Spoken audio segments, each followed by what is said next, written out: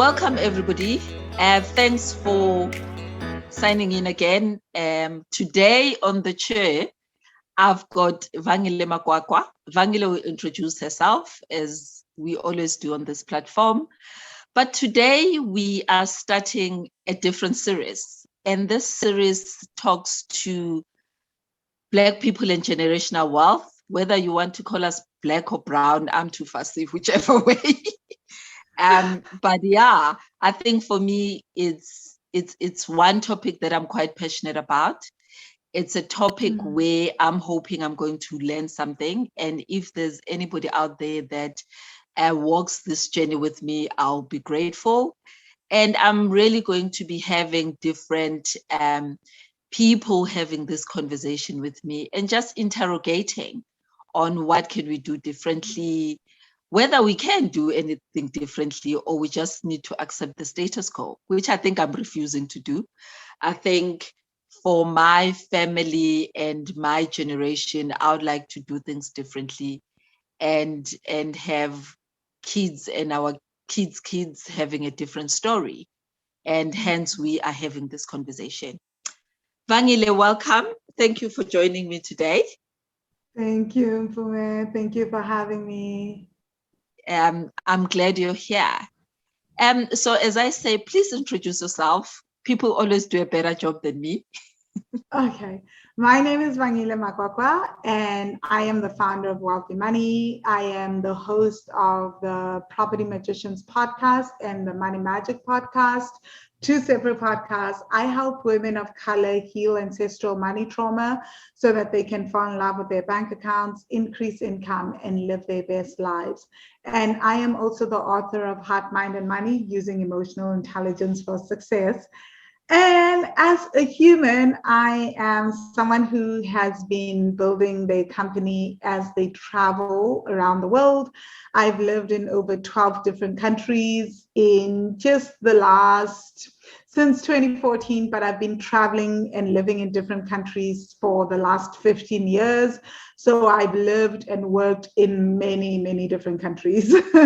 I've been doing this. I've been an entrepreneur most of my life. So I've been doing this as I travel and have been working on my money story for a while. So yeah, that is me. That is what I do. Oh, wow. Just that introduction is powerful.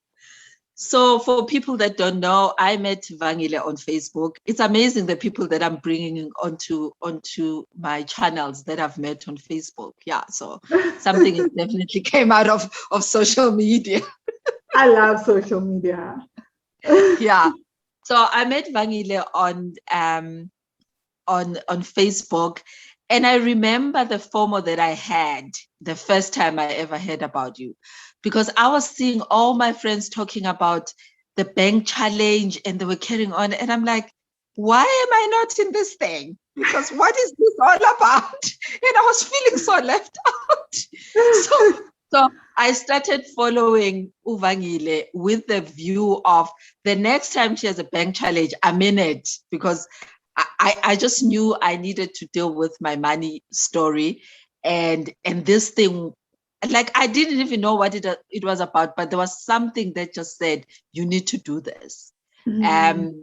So the following year you did it. I think I was the first person to actually even say, please send me information.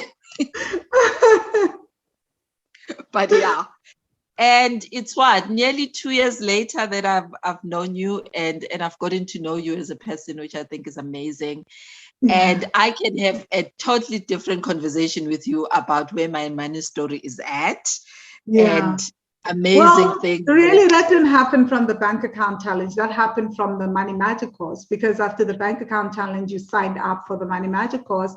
And that's where your shifts really started to happen. But I like the bank account challenge because it's this beautiful introduction into exactly. But if I had not done the bank challenge though, I because as I was going through it and I was realizing the things that I needed to deal with, my nervous system, all the things that I think I was working with, it really was just mind-opening, eye-opening to say, if you don't sign up for this thing, then you're not going to heal. And that for me, I thank you for that. And it's something that I've really taken out of it, because now I can sit there. I know how to deal with my anxieties. And that was the one thing that I was battling with, anxiety around money. How do you deal with debt that you've just been accumulating and accumulating, and you pay it off and you go back and you don't understand why you're doing these things? So it's all those things. And that for me, I think has been, like you've impacted a life, and that I can tell you where I'm sitting. Thank I'm really grateful. you. I'm really, It's really awesome grateful. that you are able to get out of the constant cycle of debt, paying off debt, getting out of debt. Because I think that's one of the saddest things that I see, right? Is that people don't understand that, like, debt is not about, that is never about the money. And so someone will pay off debt and get back into debt, pay off debt, get back into debt. And these are things that we don't talk enough about, the consistent cycle of debt. Why do people keep getting back into this cycle? Yeah. So I'm very grateful. But Oh, today, Vangile, let's talk about this generational wealth topic. And how do you define generational wealth? Like, I think generational wealth is wealth. So I define generational wealth in many different ways. I think I've got two prominent ways of defining generational wealth. So generational wealth is also very structural and systemic, right? Is that, like, it's wealth that you build that will outlast your lifetime. The kind of wealth that, when you have the right systems in place, when you have estate planning, you've got your trust in place, you've got all the stuff, it's a kind of wealth that you've got trust fund babies that from your great grandparents, you're still living off of that wealth. And that's because there was a trust in place, there were executors in place, there were all these things in place. So that then creates generational wealth. You build wealth today, but it's the kind of wealth that when you pass on, it is passed down from generation to generation. It outlasts your death. Whereas for most of us, we see it, especially in our communities, where you're like, oh, so and so, they're such a wealthy family, and then the person in the family that was bringing the wealth, be it the dad or the mom, passes on, and then suddenly the wealth passes on with them. It just ends. So and so is left a will, and then they blow everything, and then 3 generations, like literally the grandchildren are like, oh, grandpa used to be so wealthy.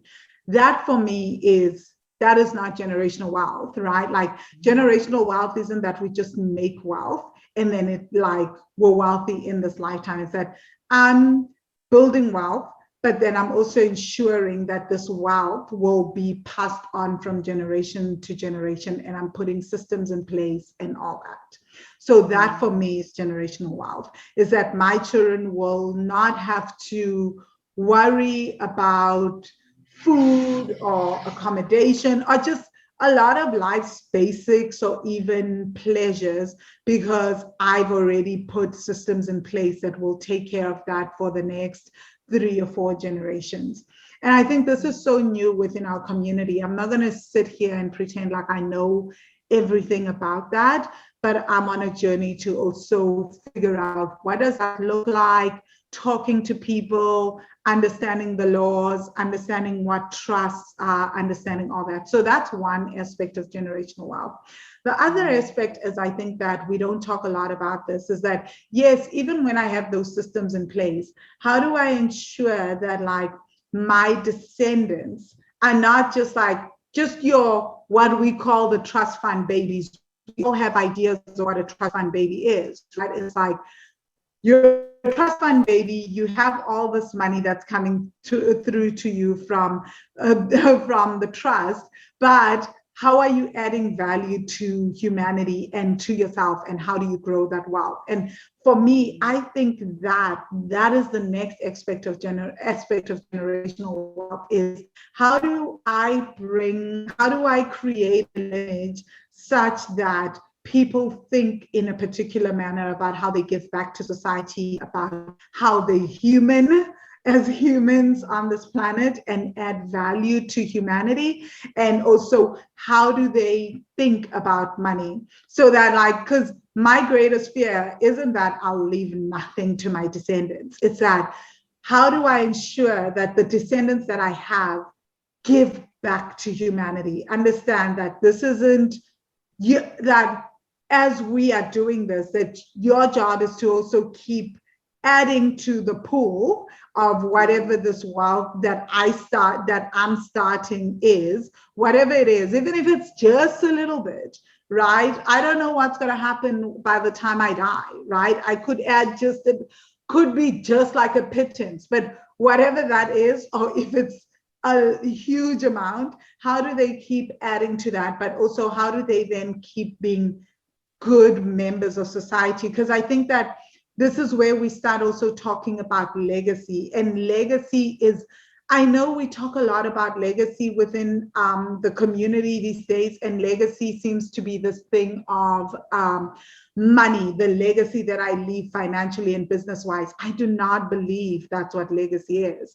I believe legacy is how many humans can you touch in this lifetime? How many people can you serve? So when I'm thinking of generational wealth as well, I'm also thinking about the legacy that we leave for our children in terms of being a human being. What does it mean to human? What does it mean to be on this planet?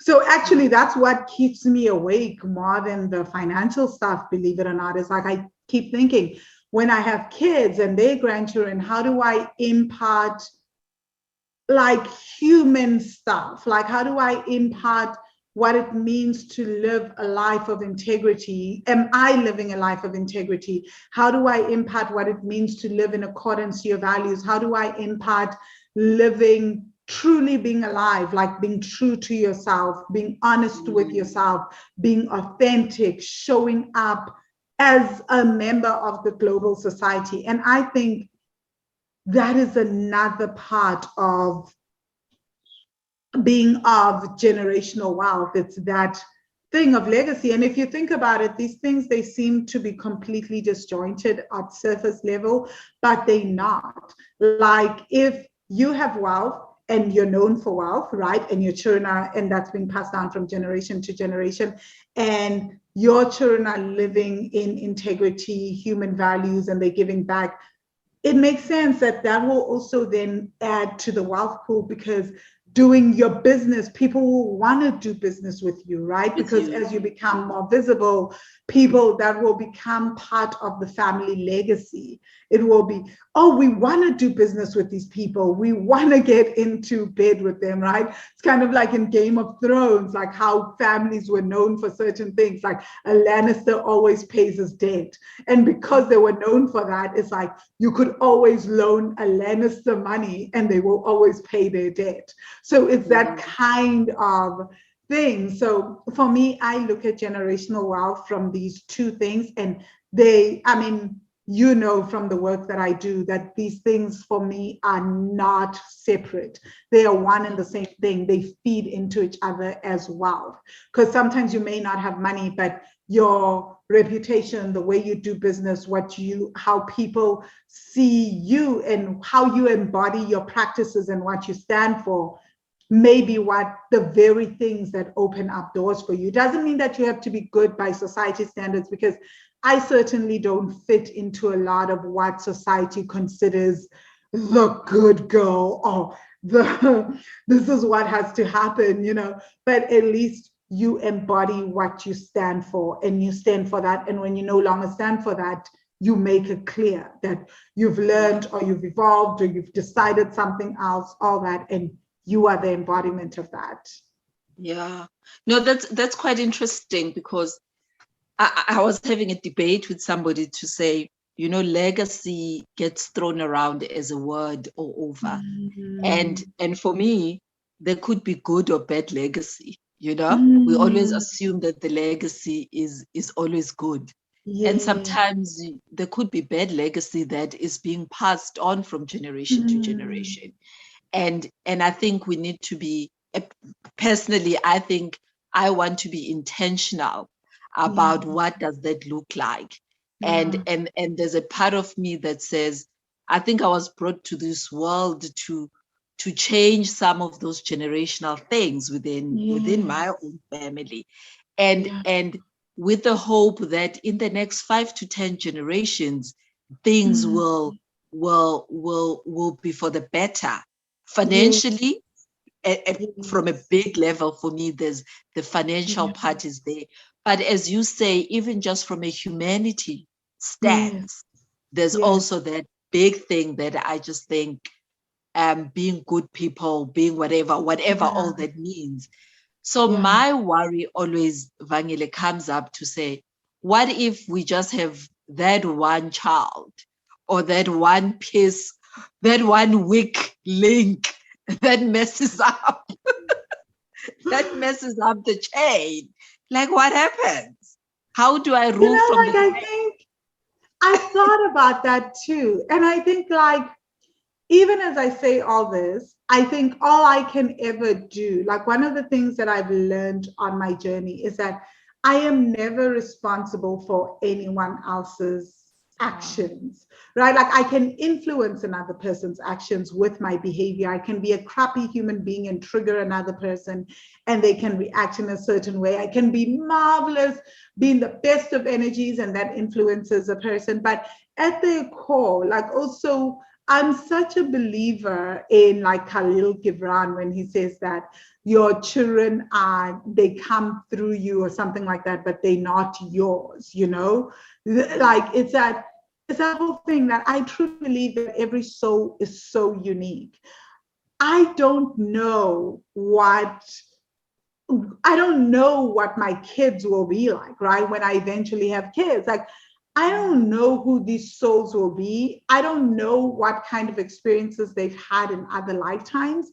So, and I don't know what kind of ancestral stuff they will take on whilst they are in my womb.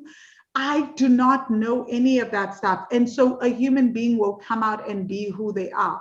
All I can do is be the best version of me, or try to be that, right? As I saw on social media a few days ago, someone said, was talking about how they saw on Twitter, someone said, be your favorite version of yourself, right? So all I can be is try to be that favorite, best, higher self version, whatever version you want to call it. And I don't think I'm going to get it right at all times.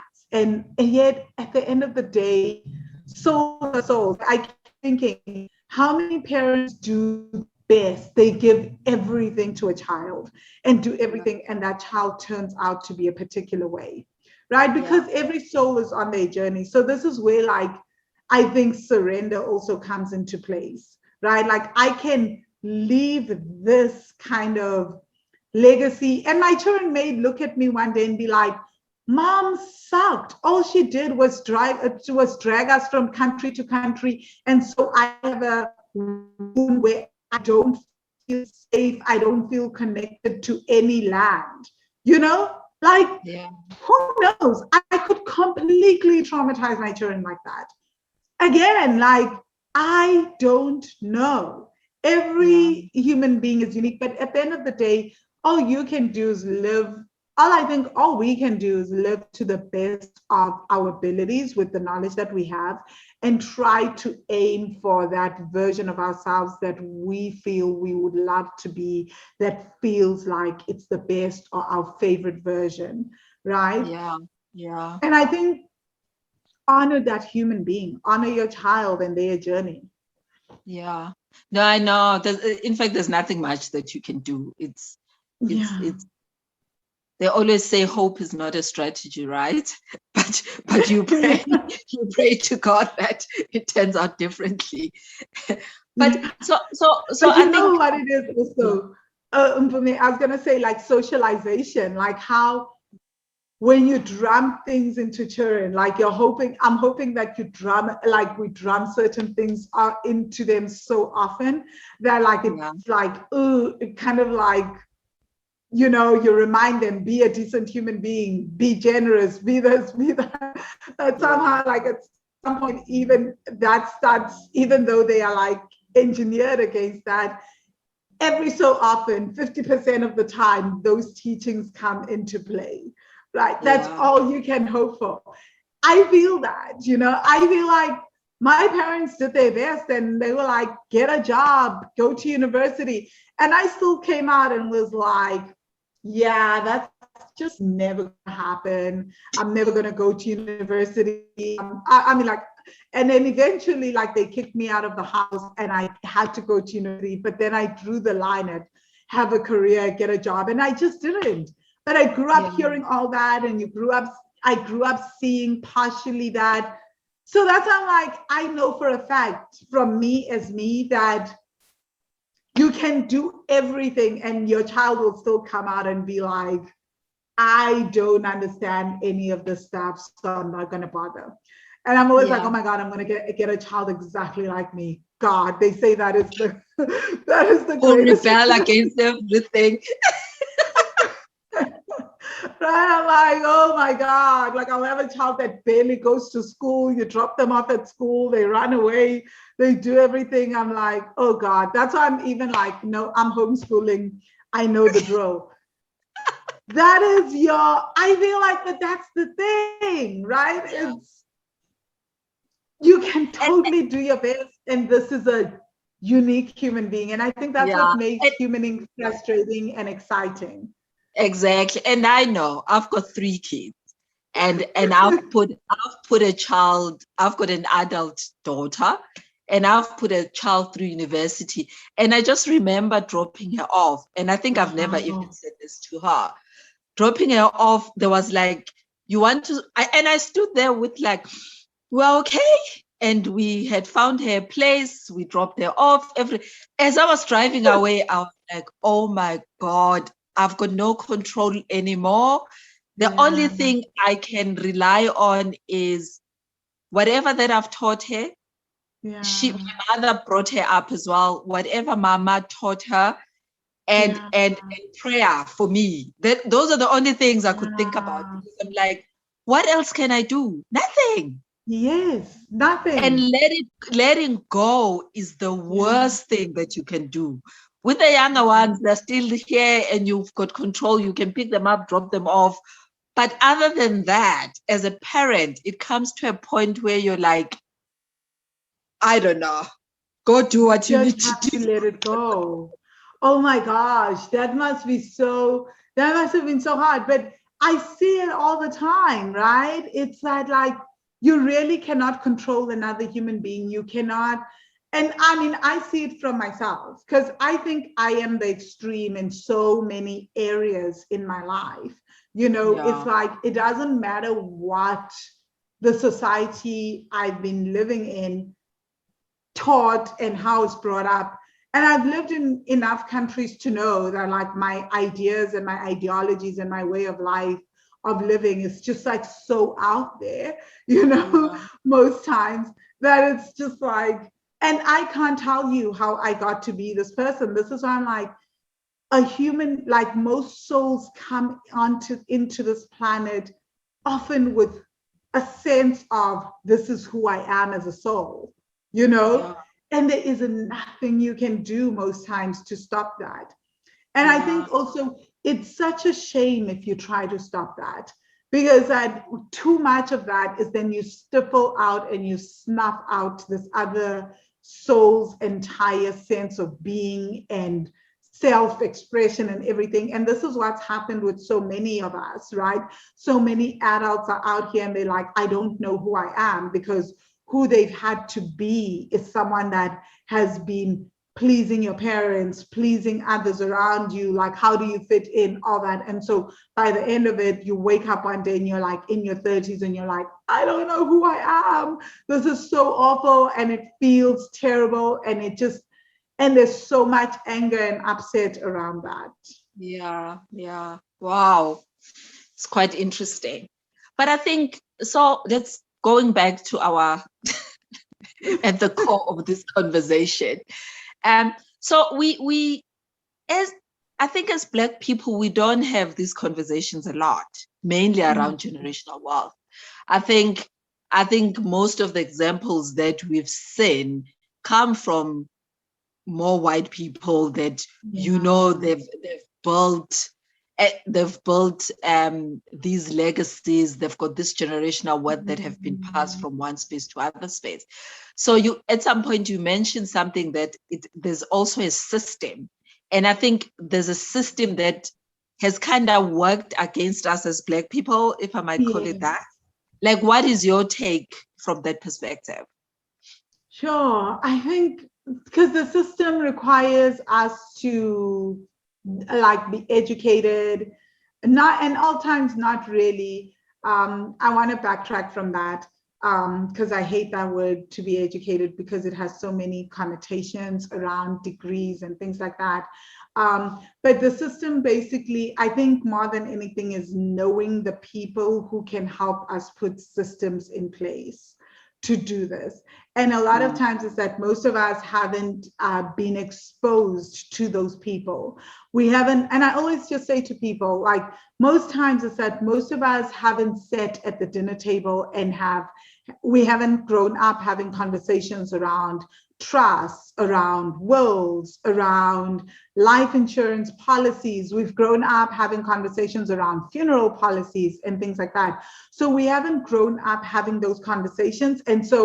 And often, I don't know about other people, but for me in my family, whenever money was brought up, it was like, you are the reason why I don't have money. You're always asking for money, all this. So money was always spoken about as this resource that is running out. And whenever money was spoken about, because of that, there was so much anger, so much frustration. You want me to spend money, etc. We were never having, and even till this day, I see it a lot in the finance sphere, especially in South Africa. Personal finance is always about how do you save more? How do you save?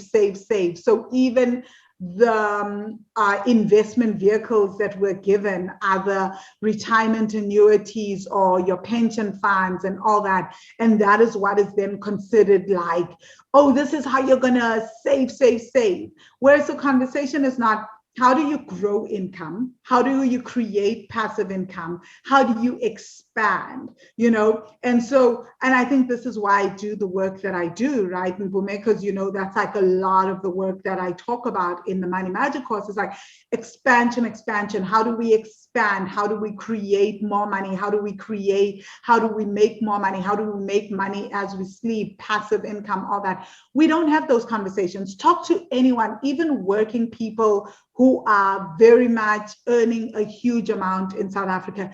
Everyone is talking about how do you save. Saving, important, but literally it is, I would go as far as to say it is 20% of the personal finance conversation. And yet we have made it 100% of the conversation, or at least 90%, because people are not talking about how do you grow income.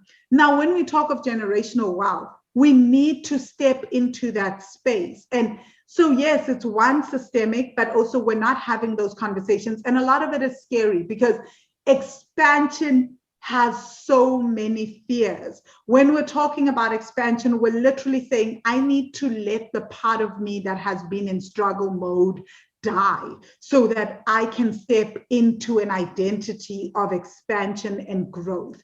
And that often means, that has so many connotations for so many of us. And then it means we need to learn how to set boundaries in place, how to have uncomfortable conversations around money whenever people see us expanding and making more money. How do you then navigate that? It means going into spaces where you start having conversations and sitting down with estate planners, with financial advisors, with all these people, with investment advisors, and saying, what does this mean? What is this? What are you talking about? So if I do this, what are the implications of that? It means sitting down with tax accountants, all that. Most people don't want to do that because money is such an uncomfortable topic.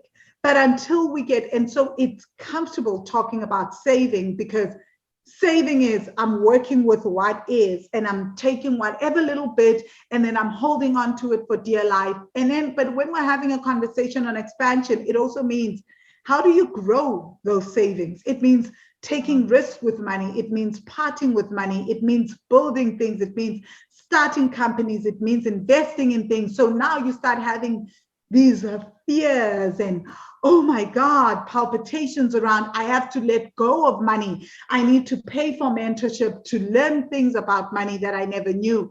All these things. So I think that's really systemic in that regard, but also I think a lot of it is extremely emotional, and it's a lot of our trauma stuff. And again, I still cannot fathom, if someone can tell me why so many personal finance institutions or financial institutions and financial services companies in South Africa keep having this annoying conversation just around savings, save for retirement, save for this.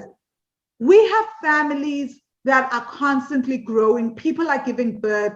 People's kids have to go to school, and yet they are being sold the same kind of product as like the 70s. People are not being told about building portfolios in terms of building real estate portfolios. You're not being told about exchange traded funds.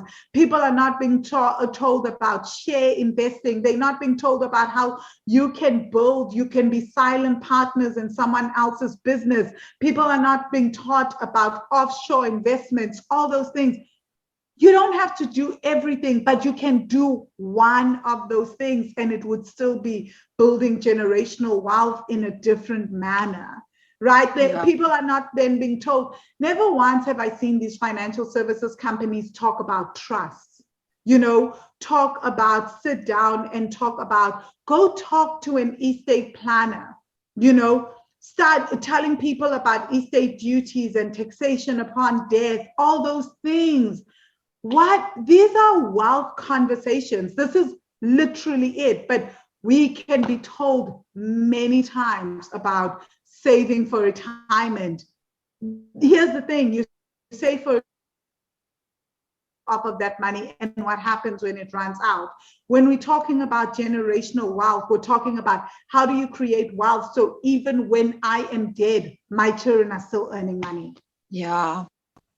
Yo, I get very triggered because I look back to when we came out of varsity, and you graduate and you are first month of, not even first month, those first few days of you starting work, and if you walk into a bank, the only thing you were told about was getting into some graduate program, and you thought you had arrived, because then you're being given a credit card, you're being given an overdraft, and all these things, and you feel like you've arrived because you are coming from poverty. You're coming from not having. So now you're being given these things, and you don't have a mindset that says, you are taking other people's money and you're just going to be spending it, and then you start having to pay it back. Like you find yourself having these credit cards that you got when you were a graduate that you've just been paying off and paying off. It's like, oh my God, what's happening? And who was there to tell us, Mpume? Who was there to tell us otherwise? So I'll tell you. So me, by this point, I'd already done my MBA in Boston. I had already got my finance honors degree at UCT. And then when I decided to work with my financial advisor, Shanine, whom you guys know because I've brought her on several times to share things, my first thing was to her, she was like, okay, we're going to look at your portfolio and we're going to set up an investment portfolio. She asked me all these questions. Now I'm teaching personal finance at this point, right? But at the time, I was still like paying off my $60,000 in debt. So I was still in the savings mindset, and Shanine sits me down. I was like, all I know before anything else is I need a funeral policy. True story. This was my first conversation with her. Because what did I know? That's what I sat down to do. And she looks at me, she's like, we're not doing that. I'm like, oh my God, as my financial advisor, you can't say that. Do you know what I'm dealing with? Oh my gosh. And I freak out, and she just lets me freak out. She's like, can I tell you now that you're done? And Shanine is so calm. She's literally like that. She's like, okay, now that you've got that out of your system, can we talk about why you're not going to get a funeral policy, why you're going to get a life insurance policy, and how we're going to structure this life insurance policy, why life insurance will always beat out funeral policies. And she's like, do you know how most people build wealth? It's actually upon their death. So when you pass on, you leave a lump sum of your life insurance policy to the people that you love. And we can then talk about how do you then invest all that and what happens upon your death so that people can benefit from this. I'm like, what? She's like, yeah, with a funeral policy, you're going to be paying the same amounts of money, funeral policies, etc. And yes, you'll have that lump sum to invest, but you'll have that money to pay for things when people pass on. But what happens afterwards? Like, what about the lump sum where people can get like 2 million upon your passing in one go? So where instead of paying 500 Rand a month to be able to afford something that is 30,000, to afford the funeral at 30,000 Rand, you pay that amount and someone gets like 1 million, 1.2 or 1.5 million upon your death, and you've been paying that same amount. I was just like, what the hell? So I was like, so what am I going to do when someone passes on? She's like, let's talk about that. You can have an excess bond, which we decided against. And then she's like, maybe you can use your unit trust for that. You get the money in 48 hours, but as you're investing, you are able to put in money. And if something happens at home, you can withdraw that money within 24 to 48 hours. I was like, are you serious? And that's literally what I've done for major family emergencies. But at the same time, it's like you are investing. So that money is making a return on investment. I don't have to wait for a tragedy like death to be able to access that money, right? Yeah. So it was such a mind shift. But let me tell you, if I did not sit down and have these conversations and ask these questions and have someone who knew what we were doing and what we were working towards, I would have just been taken on the retirement annuities, the pension funds, all these things, because that's what I grew up with. And to think that, and now like, that's why I'm like, it's not about education, because I had all that education. But when it came to the practical implementation of it in my own life, I didn't know, right? So it's when I was sitting down with someone who was like, oh, and she was like, and I was like, okay, so what do we do? So we do the unit trust, we do this. And I wanted all that because Ingane, I'd studied for this. So now I want to be like smart. That's what I've heard. She was like, okay, can we just sit down and relax and we can talk about your 5-year vision? What is it that where you see yourself in 5 years, in 10 years, in 15 years? And then can we just build up a life and an investment portfolio that aligns to that? And because you don't have kids, we can start off slow, you're in debt, we can do this, we can do that. So, and then also I learned that investments, like right now with Shanine, we had a meeting just like 3 weeks ago. It's like, okay, now this needs to change. As you're talking more now about you want kids, you're thinking in this way, let's start changing the portfolio in this way to start reflecting that. Let's start thinking about you investing in this, doing that. But I didn't have that growing up. So I had to go and get that support and start having those really, really uncomfortable conversations for me. And it was because part of me was like, well, I studied this, I should know it, you know? And then I had to be like, it's okay that I don't know, you know? It's okay that I'm in spaces where I don't know. And it's okay that I freak out whenever we have these conversations, you know, where I'm like, oh my God, like, I don't know what you're talking about. Why do you want me to invest in this right now? This doesn't make sense, you know? And then having those conversations. And we don't know what we didn't know, right? Yeah. But I get angry. I think that there's a part of me which says, I think some of these financial institutions could have done us better, if you get what I mean. But we're in a capitalist system, and it's all about, and it is what it is. I think now I feel that we know a little bit better. Some of us were business finance students, like seriously, Some of these things you should have known. But it is what it is. And now we can do better. And now we can teach other people, or we can make it easier maybe to have the conversations, because I think the conversations are still quite difficult in some spaces. It really becomes tricky to have this. And for me, it's about, let's give it ease. These are things that we need to talk about. We might not have mastered it. And frankly, I'm like, no way. But there's an openness to learning. And I think for me, that's the most important part. But where do we start? That is the most important part. Like for professionals that are out there, that are starting out, like where do we start? What is just that one or two steps that at least you need to look at? You need to work on your emotional stuff. Like there's no other way. Like I keep saying this, by the time I started getting, like, I have so many, as you guys know, I have so many different coaches and mentors and all that stuff. But for me to get to have these conversations with someone like Shanine, to get to have my property mentor and to hire him and to have the conversations that I had to work on my own stuff. Because like a lot of it is that because I was too scared. I grew up like everybody else in the world that checks us and gives us gold stars for being a person that knows a lot and for having all this knowledge and theory. I had to work on, it's okay. I had to give myself permission to not know and to learn how to be okay not knowing.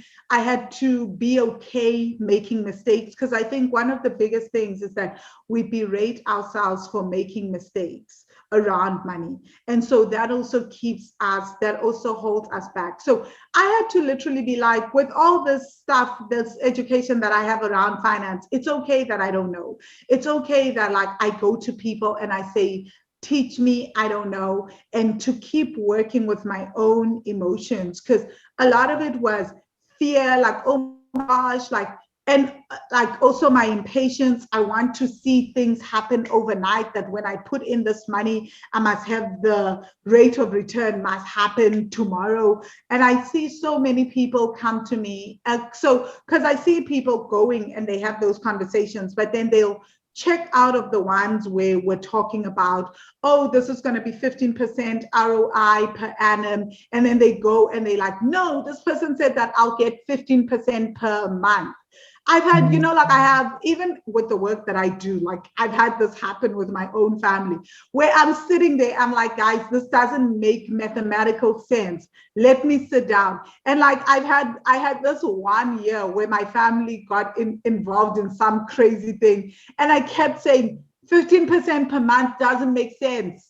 Like, trust me, this is a scam. And they went into it hook, line, and sinker, and they took everyone and they wouldn't listen to me, right? So it's that. And like, they lost money in that process, but we've had conversations around that now. They're like, oh, what do you think of this? And I'm like, okay, this, like, if you read it, this is what you can expect in investments that makes a lot of sense as well, right?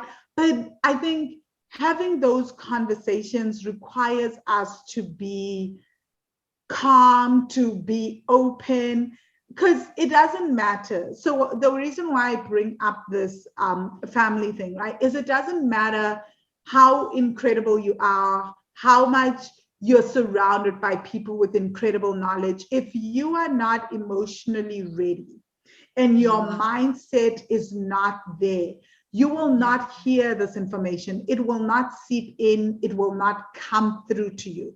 So this is why I'm like, you need to do your work around money, because if you're like all anxious and scared and dealing with shame, the shame blocks us from going to ask for help, from going into spaces to listen and implementing, because now people will know that I'm not perfect. So then we don't take action. Yeah. Wow. Becomes real, right? Yeah, it does. It really, really does.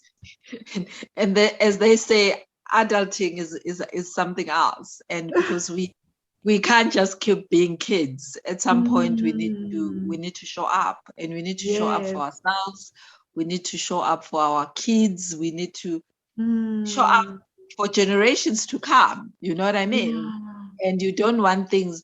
And I can sit here and I say, I know those spaces where you had somebody who was wealthy in the family, and by the Yeah. time they die, there's nothing.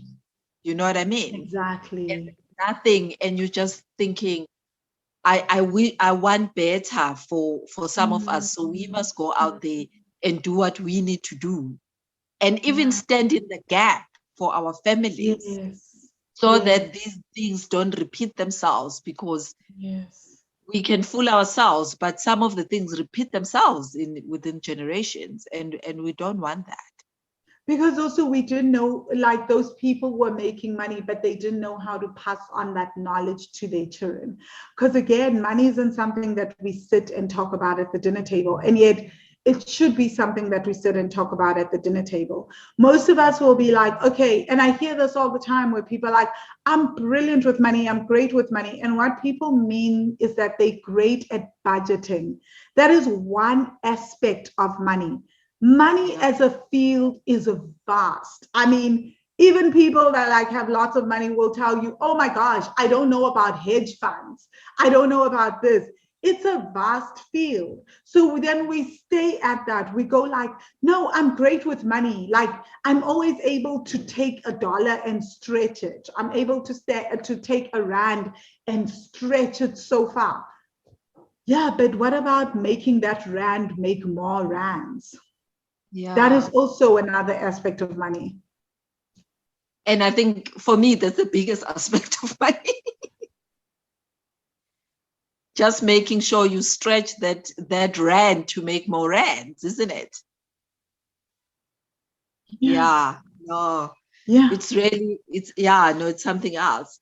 So I think, Vangile, how do we change the status quo? So we put ourselves there to learn and be vulnerable about Yeah. not knowing, right? But is there anything Yes. else that we can pull into this generational wealth conversation?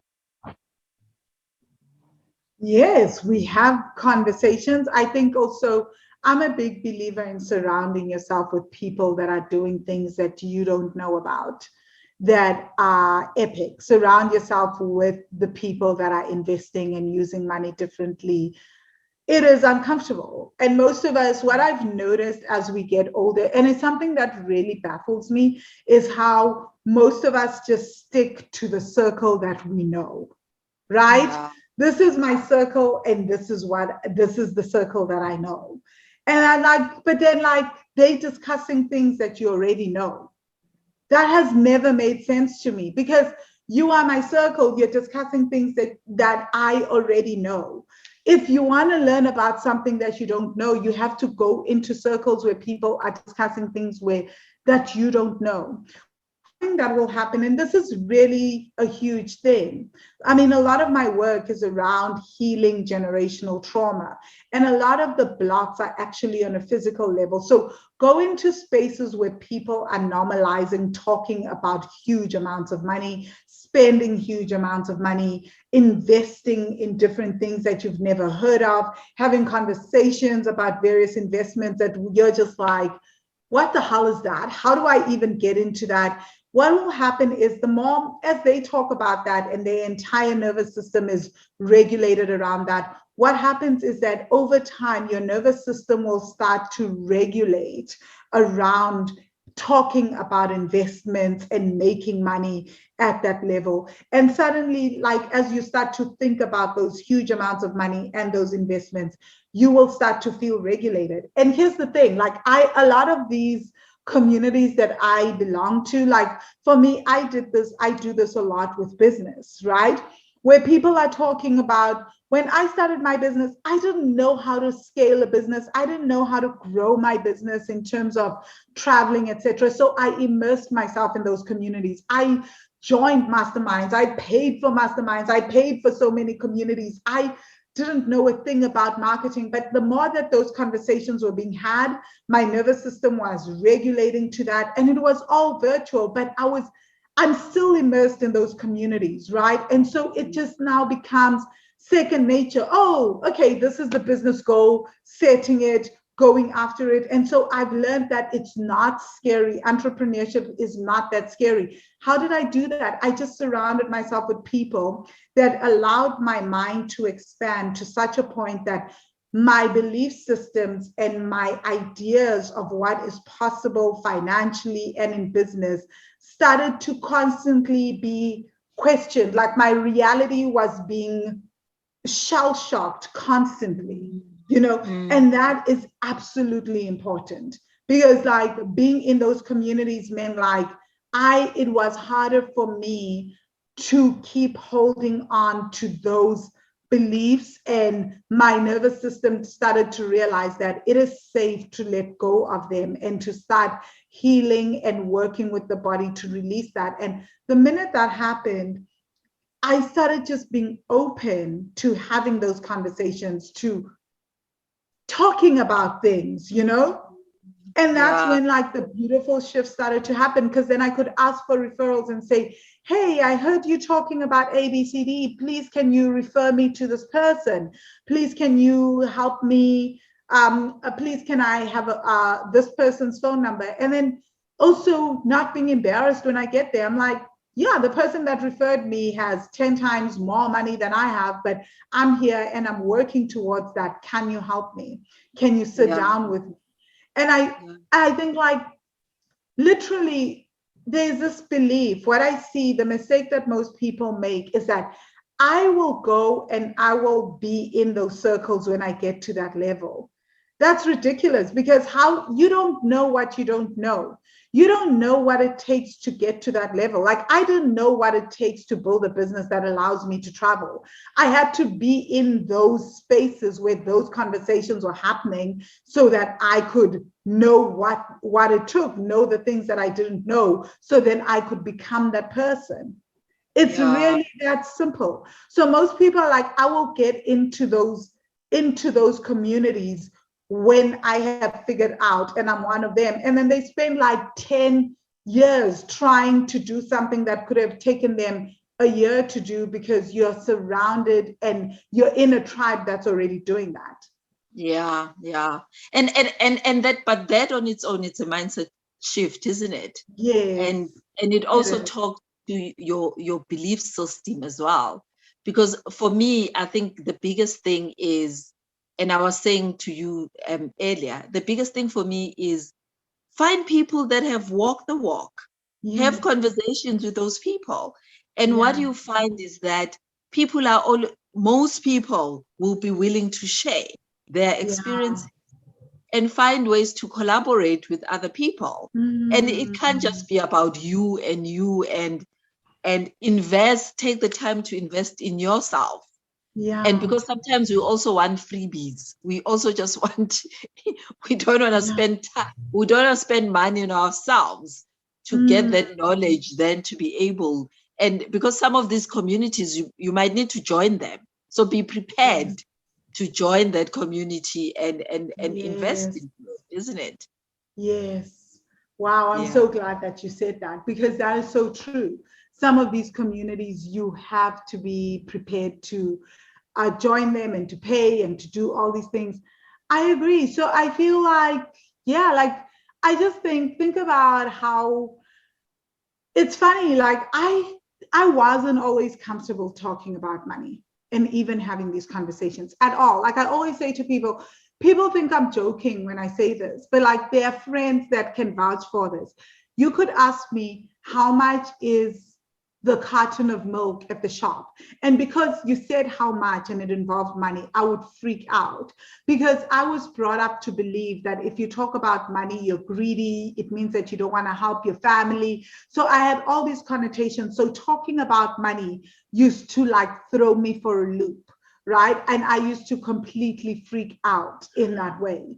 So I had to be in spaces. Like I always say, like, oh my gosh, like this is what I love about the Money Magic Student Group, because the more that I spoke about money every day there, and like I noticed that it was safe, the more confident I became talking about money, right? Yeah. And so then I just realized that it was safe to talk about it because I became the living proof of that. So it's one thing to theorize, and I think most of us love to have these money conversations and be theoretical about them, that everyone is like talking about this is what you need to do to save, to invest, but until you implement it and you start living the thing and you are learning how to do it and you're making the mistakes, it will always just be theory. At the end of the day, what I love about money as well as a concept is that it requires you to also implement and to embody the very things that you teach. That's the true journey. Because otherwise, I had like all the knowledge, right? Because I'd studied finance, I had all that stuff, and yet I couldn't translate it into my personal life. And I think like doing also just taking this as a journey, not thinking that like, oh my God, I need to have it all. I need to know it. Like once I realized that I don't need to know Jack, and that's okay. And it can be this long journey. And as long as I want it to be, it completely shifted everything for me. Yeah. I think that openness to the learning and knowing you don't know what you don't know, and it's okay. And that takes a lot. Just be okay with the fact that you don't know, isn't it? Because ego plays in, shame comes in, the expectation that you have got a degree and everybody thinks you should know it all plays its role in all these things. And Vangile, we can go on and on about this topic. So what are the 3 things that you want somebody to take out of this conversation? I don't know, like if you've already heard, it's not like if maybe you've heard me talk, you'll notice that I'm not really giving practical advice around money. And Pume will tell you that she paid off her debt doing the work that I teach without me ever telling her to cut back on expenses. In fact, like everyone that works with me will tell you, they'll come to me, they'll be like, I want to go on this really expensive vacation and I want this really expensive dress. And my first thing will be like, go buy the damn dress. You know, I like literally, and people are like, how do people then get the results that they do when working with you? The first thing I want you to know is it's not about the money. It's about almost everything else but the money.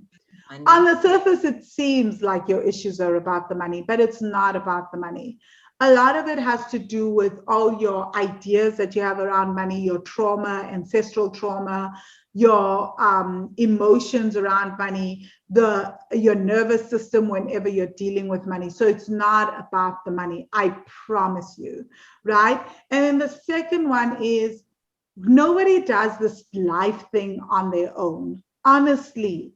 Like if you want to go, I'm such a big believer in that, in the African proverb that if you want to go fast, go alone. But if you want to go far, go together. You know, that you don't have to do this money journey on your own. How I didn't, you know, like I don't think I would have paid off $60,000 in debt, $60,000 in debt in less than 4 years if I was doing it on my own.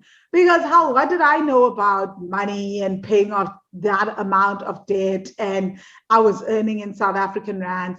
You don't have to do it alone. It's okay to go look for support and to go ask for a tribe.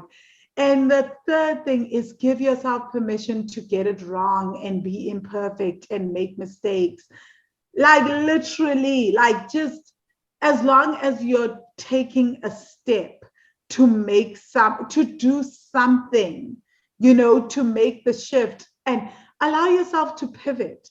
Keep pivoting. Yeah, so maybe you thought it was all about budgets and now you're learning that, oh my gosh, you've lived your whole work life and your whole work career making it about investing for pensions, doing retirement annuities and saving, and you've been frustrated and now you've learned that, oh my gosh, there's more to this and it's not only about that. Give yourself the grace to pivot. You knew what you knew then. you got good at saving, you got good at retirement stuff. Now you're like, okay, to build wealth, I need to learn this. Pivot, pivot, pivot. Keep making mistakes, keep pivoting, keep learning. How, guys, like, I talk about this and Bume knows I make so many mistakes, even in my business, where I'll be like, oh my God, I just spent so much money on this. Like, oh my gosh, had I done this thing differently, this would have been different. But I learn lessons from that all the time. So it's okay to make money mistakes. And I know this is so important to keep saying, because I think most of us aren't able to let the money mistakes go. And then we create a story that says that I'm bad with money versus I just made a mistake.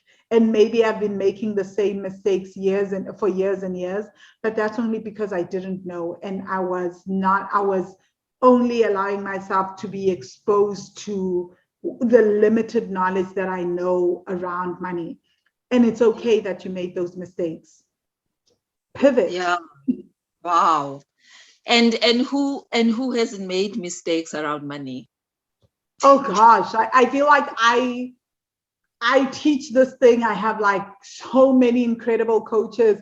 I have a financial advisor, all the things. Like Shanine will share sometimes, like how she'll remind me, she'll be like, I told you not to do that. But then in the meeting, you were adamant that you knew better than me. You know, and every time I'll be like, Shanine, you're actually trained for this, you know better. Next time I'm going to listen to you. Next time I'll be like, no. And then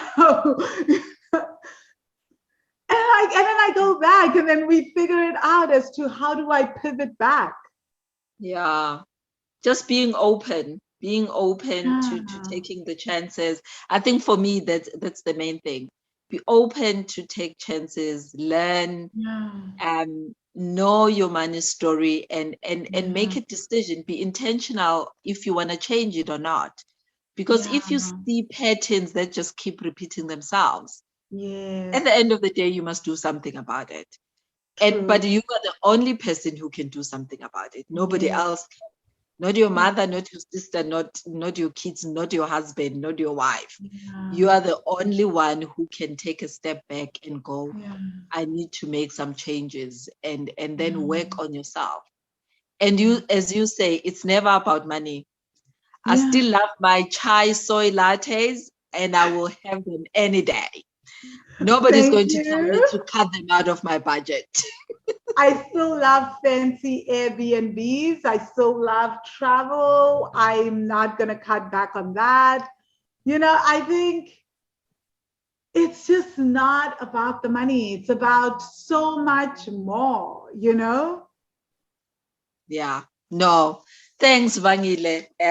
So to anybody who was listening to us, thank you for staying with us for these conversations. And please share, follow, not follow, you're already following, but share, comment, give us feedback on what you think and what other topics you'd like us to really speak about. Vangile, where do people find you on social media? You guys can find me online at wealthy-money.com. Check out the blog. When you land on the website page, it's awesome. You can scroll through. We tell you all the different things you can check out. So you can check that out. And then you can find me under Wealthy Money on Facebook. We have a Facebook group. There's a free Facebook group also where I sometimes go and have very controversial conversations just because I love that. And they're usually around money. And I talk a lot about trauma.